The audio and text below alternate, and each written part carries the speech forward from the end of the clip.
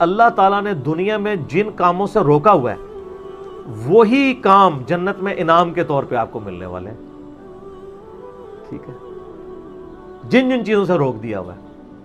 تو سر وہ روکا اسی لیے ہے کہ تھوڑی دیر صبر کر لو, تمہاری انسٹنکٹ میں ان ساری چیزوں کی محبت میں نے ڈال دی ہے, لیکن اس کو پورا کرنے کا موقع یہ دنیا نہیں ہے, وہ آخرت ہے.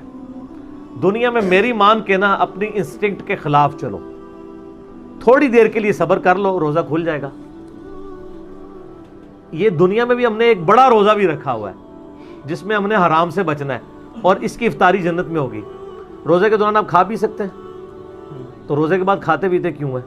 اس لیے کھاتے پیتے ہیں کہ بس اب وہ اللہ نے جو آزمائش تھی وہ ختم کر دی.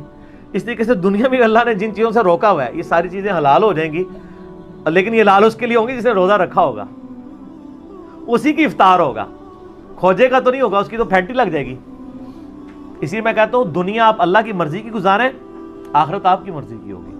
اور اگر دنیا آپ نے اپنی مرضی کی گزاری پھر آخرت آپ کی مرضی کی نہیں ہوگی, پھر ولیعوذ باللہ تعالی اللہ کی مرضی کی ہوگی, جو اللہ کے وعدے ہیں اپنے پیغمبروں کے ذریعے کہ جو میرے نافرمان ہیں میں انہیں عذاب دوں گا. اللہم اجرنا من النار, اللہم اجرنا من النار, اللہم اجرنا من النار. سورہ آل عمران میں بھی ہے نا, زُيِّنَ لِلنَّاسِ حُبُّ الشَّهَوَاتِ مِنَ النِّسَاءِ, اور اس کے بعد کافی چیزیں اللہ نے گنوائی ہیں کہ اللہ تعالیٰ نے مزین کر دیا ہے انسان کے لیے, یعنی دنیا کی جو اٹریکٹفل چیزیں ہیں ان میں سے عورتیں ہیں, مال ہیں, بیٹے ہیں, سونا چاندی کے یعنی ڈھیر ہیں, اور نشان زدہ گھوڑے ہیں, برانڈڈ کاریں ہیں آج کل کے دور میں. تو یہ ساری کی ساری چیزیں اللہ تعالیٰ نے ان کی محبت ڈال دی ہے, لیکن یہ محبت اللہ کو کراس نہ کر جائے, لمیٹڈ رہے. ان لمیٹڈ ہوگی جنت میں, جنت میں زندگی بھی ان لمیٹڈ ہے, نعمتیں بھی ان لمیٹڈ ہیں. یہاں تو پابندی ہے آپ کے اوپر چیزوں کی, تو یہ اللہ نے اس لیے رکھی ہیں کہ آپ کو جنت کی قدر ہی تب آنی تھی کہ جب آپ کے دل میں ان چیزوں کی طرف رغبت پائی جاتی ہو.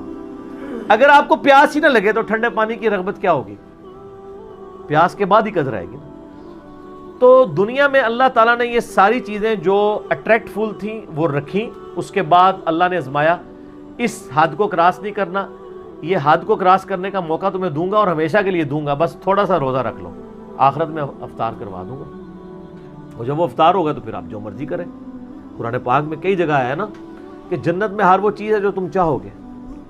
صحیح بخاری مسلم میں حدیث ہے, جنت میں اللہ تعالیٰ فرماتا ہے میں نے اپنے بندوں کے لیے وہ نعمتیں تیار کر رکھی ہیں جو نہ کسی آنکھ نے دیکھی, نہ کسی کان نے سنی, نہ کسی کے دل پہ کھٹکا گزرا. پھر نبی علیہ السلام نے سورہ السجدہ کی آیت تلاوت کی کہ میں نے اپنے بندوں کے لیے ان کی آنکھوں کی ٹھنڈک نعمتیں جنت میں چھپا کے رکھی ہیں. میں اکثر کہتا ہوں کہ انسان کے پاس سب سے بڑی جو خواہش ہے نا انسان کی, نمبر 1 یہ ہے کہ مجھے موت نہ آئے,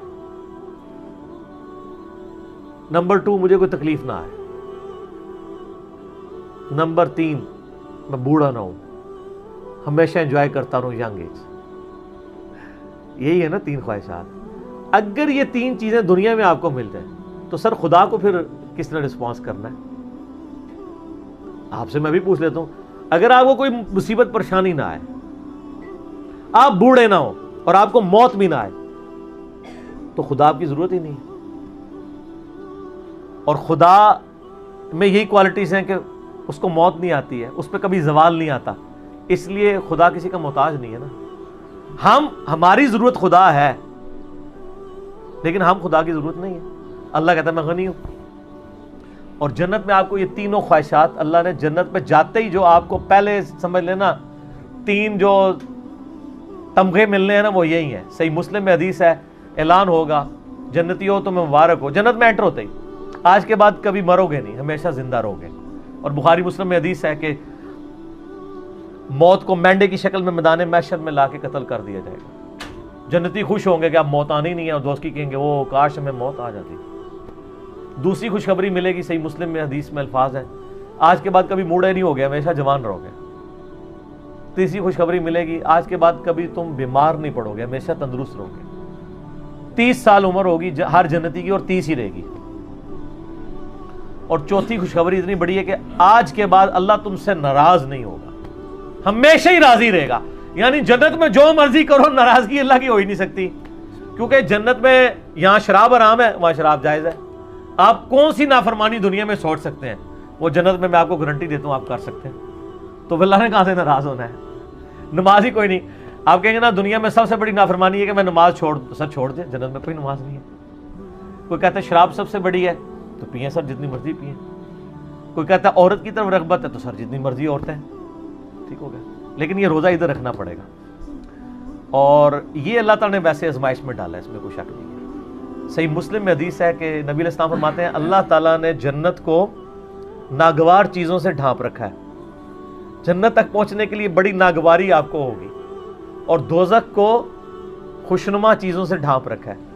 یعنی دوزخ کے اوپر تو کڑگا لگا ہوا ہے، ہر بندے ادھر بڑھے گا. اور جنت والا بندہ سوچے گا 10 بار یار بڑا اوکھا رستہ ہے، ایک کون کر سکتا ہے. یہ حدیث مسلم شریف میں. اس کی ایکسپلینیشن ایک حدیث ہے ابو داؤد میں، سنن نسائی کے اندر، سنن ابن ماجہ میں، بڑی ڈیٹیل حدیث ہے. یہ ساری حدیثیں آپ کو مشکات کی تیسری جلد میں جنت والے چیپٹر مل جائیں گی. وہ بڑی مزے کی حدیث ہے کہ اللہ تعالیٰ نے جب جنت کو پیدا فرمایا نا، تو حضرت جبرائیل کو کہا ذرا جنت دیکھ کے آؤ. وہ آئے، کہتے ہیں یا اللہ کیا بات ہے، مجھے تو نہیں لگتا کوئی بندہ سر دھڑ کی بازی نہ لگا دے جنت میں پہنچنے کے لیے. مجھے لگتا ہے یہ سارے لوگ ہی جنت میں پہنچ جائیں گے کیونکہ جگہ ہی بڑی زبردست ہے. اللہ نے فرمایا اچھا. پھر اللہ نے جنت کو ناگوار چیزوں سے ڈھانپ دیا. دنیا میں نمازوں کی مشقت، بیوی بچے ماں باپ کے ساتھ اس نے سلوک کی مشقت، حلال و حرام کے فرق کی مشقت، روزوں کی مشقت، کتنی مشقتیں ہیں، شریعت کی پابندیاں.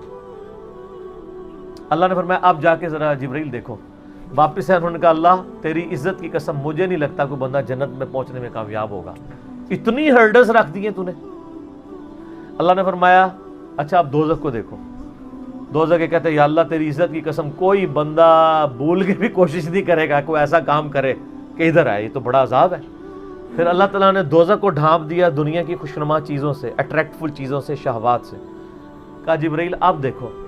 دیکھ کے انہوں نے کہا یا اللہ مجھے نہیں لگتا کوئی بندہ دوزخ سے بچ پائے گا، کیونکہ ہر راستہ ہی دوزخ کی طرف لے جانے والا ہے، جتنا بھی اٹریکٹفل، جو ہماری انسٹنکٹ میں اٹریکٹفل ہے. لیکن سر تھوڑا سا روزہ رکھ لیں سب کچھ ختم ہو جائے گا. صحیح مسلم میں حدیث ہے اللہ تعالیٰ دنیا میں جس نے یاشی کی زندگی گزاری ہوگی نا، قیامت والے دن اللہ تعالیٰ نا اس کو بلوائے گا اور کہے گا فرشتوں ذرا اسے ایک پھیرا لگاؤ نا دوزخ کا، کیونکہ دنیا میں بڑا کہا گیا تھا ایک ہی پھیرا لگنا ہے. کہنے نا لوگ. سورہ فرقان میں اللہ تعالیٰ فرماتا ہے کہ دوزخ تھوڑی دیر کے لیے ہو یا زیادہ دیر کے لیے بڑی بری جگہ ہے رہنے کی. یہ مسلمان ہے جو بدماشی کے ساتھ کہتا خیر ایک پھیرا ہی لگے گا، اور حالت اس کی یہ ہے کہ موم بتی کے فلیم میں 10 سیکنڈ کے لیے یہ ہاتھ نہیں رکھ سکتا. اور بخاری مسلم کی حدیث ہے کہ آخرت کی آگ دنیا کی آگ سے 70 گنا زیادہ تیز ہے. اور جس کی یہ اوقات ہے کہ وہ دنیا کی آگ کے اوپر صرف ہاتھ نہیں فلیم کے اوپر رکھ سکتا، وہ آگ کے اندر جلنے کے لیے تیار ہو جائے. تو یہ کہانیاں صرف اپنے آپ کو کرائی ہوئی ہیں انہوں نے.